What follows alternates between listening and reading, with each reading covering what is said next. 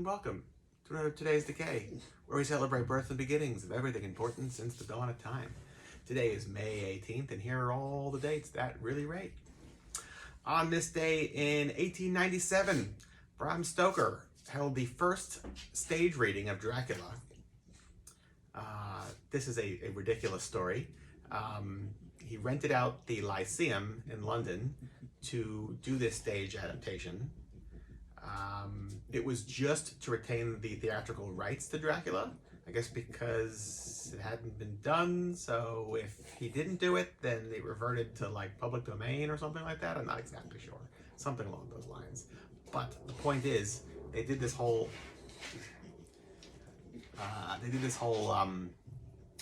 stage play for like a couple of stagehands and a dog is the way I remember reading it. And this was the first time it was ever done live. I love the concept. Right? Absurd. On this day, 1911, Big Joe Turner was born. I happen to love Big Joe Turner. Some of the best rock and roll dance music, blues shouters. What is going on down there? Louis has definitely found something interesting on the floor. I don't know. Anyway, so the way it was told to me from Anthony from, what was the name of their band? I always forget. It was like a Gang of Four type band. Not Four on the Floor. Maybe. I forget. Anyway, he had a record store above Witch's Brew in West Hempstead, I think is where Witch's Brew is. Still is. But when I was in high school, he told me the story because Anthony is the nephew of Freddie Froggs, who is very much the reason there was a New York neo-rockabilly scene, a 1970s rockabilly rock and roll pioneer. Anyway, so Freddie, this is probably in the 80s, took a young Anthony to see Big Joe Turner.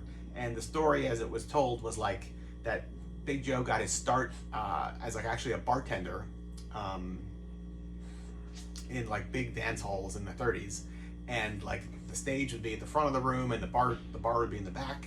And he had such a loud voice that he could like mix drinks and sing while the band's in the front and he's not mic'd and he's like doing his thing and taking orders and stuff. And he was just had that powerful of a voice like back in the 30s when he got started. So Freddie and Anthony go to see him. Plays a great show. He's an older man. You know, it's literally 50 years later. And Freddie pulled some strings and they got backstage to meet him. In between, he was playing 2 sets. And Big Joe was like, guys, it's great to meet you, but I got to run back to my hotel and grab my microphone for the second set. I'm getting older. I can't do the whole thing unmiked anymore. They had no idea that what they saw was an unmiked performance of a, you know, rock and roll legend at the near end of his life. Awesome, right? I love that story. What else? Mark Mothersbaugh, born on this day, 1950. Mila Nurmi's return to television via The Vampira Show on Channel 9, premiered on this day, 1956. This was like her second show. This was like her hope for this whole thing to continue because her original 54 show ran for about a year and a half and then was canceled. And then this was picked up and ran for I think about 6 months or so.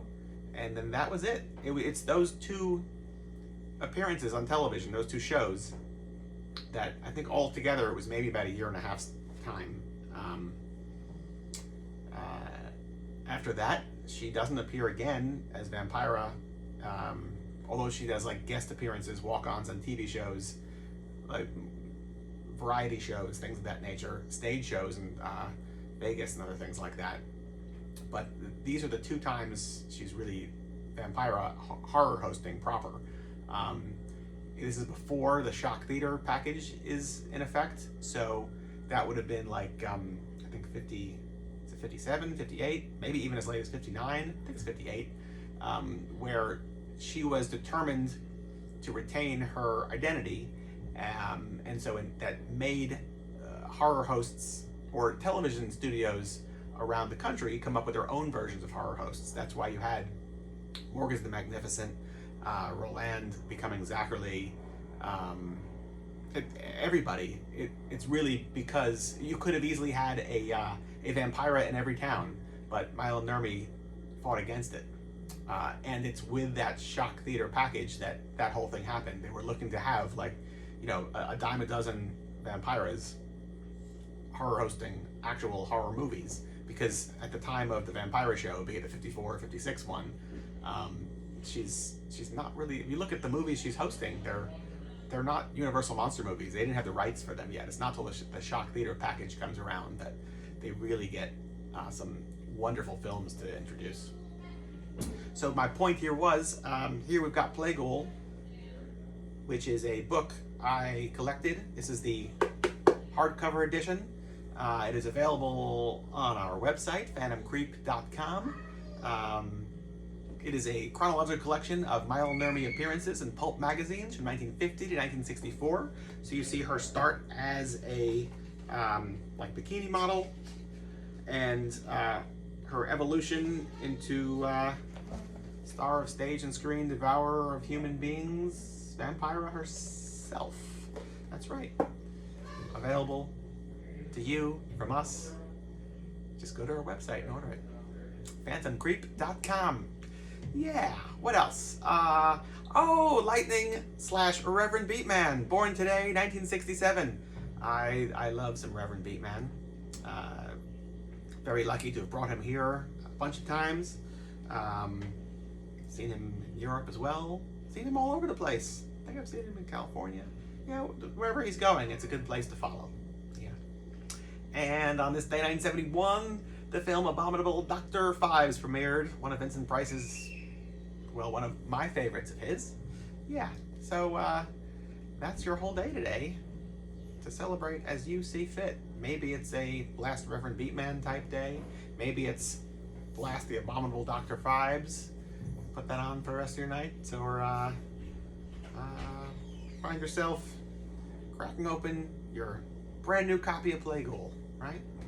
Also, we are offering this month as a special Today's Decay t-shirts, which will be featuring this wonderful artwork for Grim Death.